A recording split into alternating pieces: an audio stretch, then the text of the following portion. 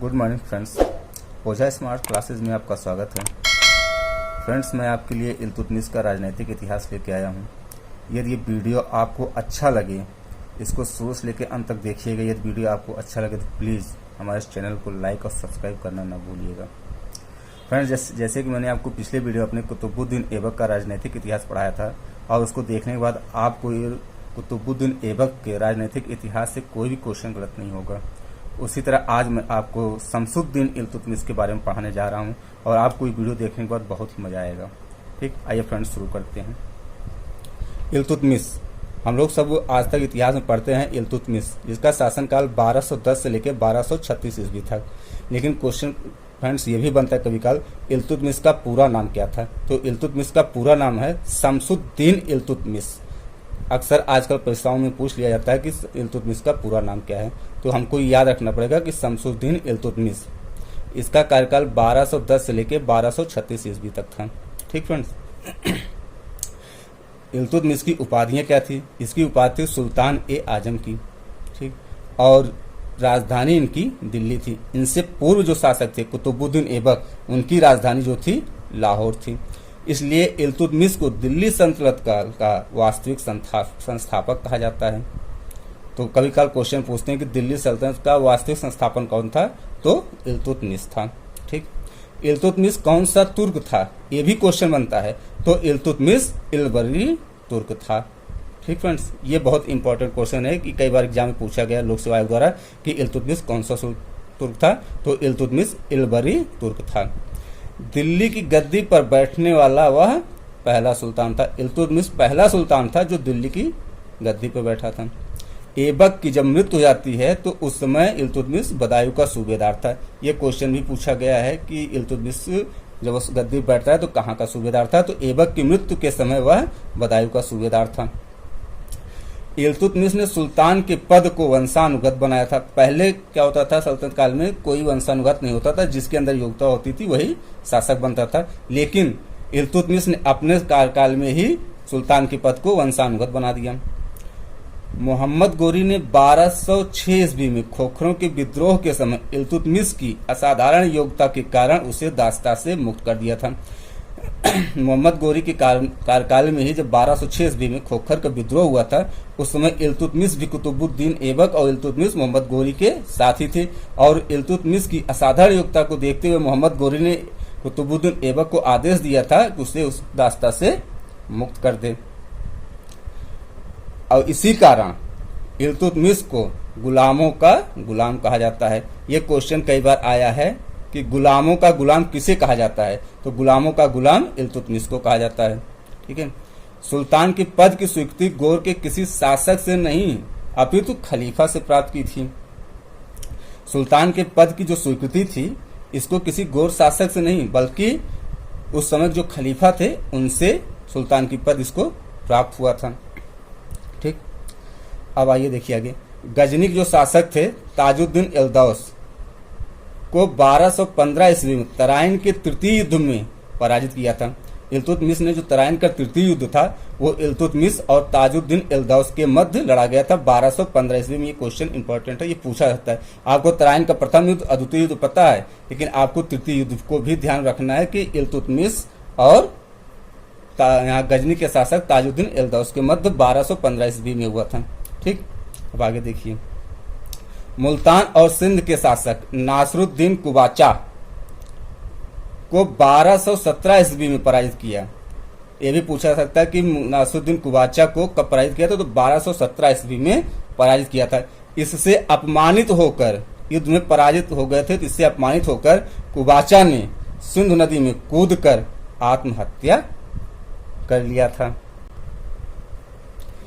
इल्तुतमिश पहला शासक था जिसने दोआब की महत्ता को समझा और 1225 ईस्वी में हुसामुद्दीन एवाज को पराजित कर बंगाल को सल्तनत काल में मिला लिया था। जो बंगाल जो है सल्तनत काल से अलग हो गया था, इसको 1225 में हुसामुद्दीन को एवाज को पराजित कर बंगाल को पुनः दिल्ली सल्तनत में मिला लिया था इल्तुतमिश ने। आइए इल्तुतमिश के कार्यकाल की प्रमुख घटनाएं देख लेते हैं। उसके कार्यकाल में क्या प्रमुख घटनाएं हुई थी। इक्ता या अक्ता प्रथा का प्रचलन। ये भी पूछते हैं, क्वेश्चन ये कई बार पूछा गया है कि इक्ता या अक्ता प्रथा का प्रचलन किसने किया था, तो इल्तुतमिश ने अक्ता या इक्ता प्रथा का प्रचलन किया था। इसने क्यों किया था?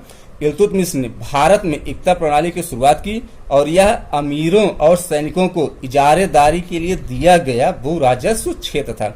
ये भी अभी लोक सेवा आयोग में पिछले वर्ष में पूछा गया था कि इक्ता क्या था। ये अमीर जो थे या सैनिक जो थे उनको इजारेदारी के लिए दिया गया भू राजस्व क्षेत्र था। फिर उसके बाद अगला देखते हैं इसका क्या था।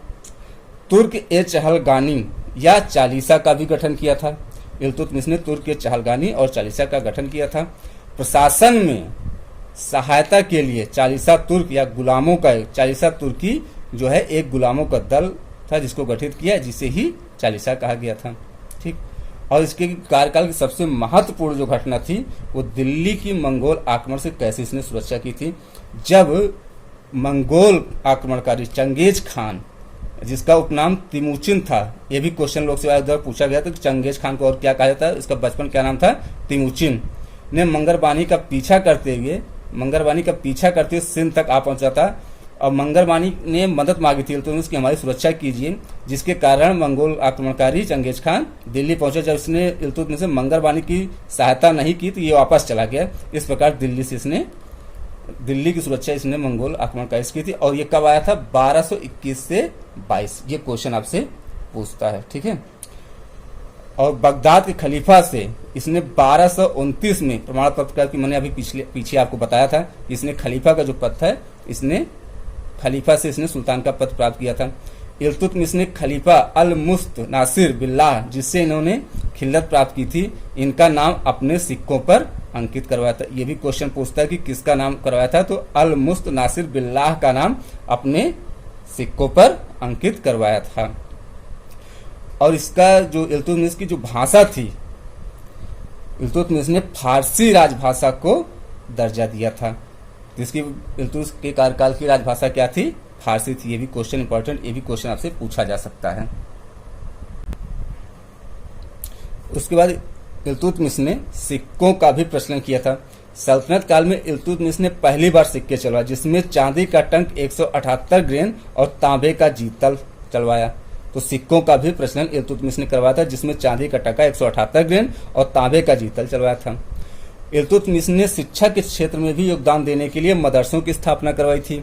तो इल्तुतमिश ने 2 सरकारी मदरसों म्यूजिया और नासिरिया की स्थापना दिल्ली में करवाई और इसमें उच्च शिक्षा दी जाती थी।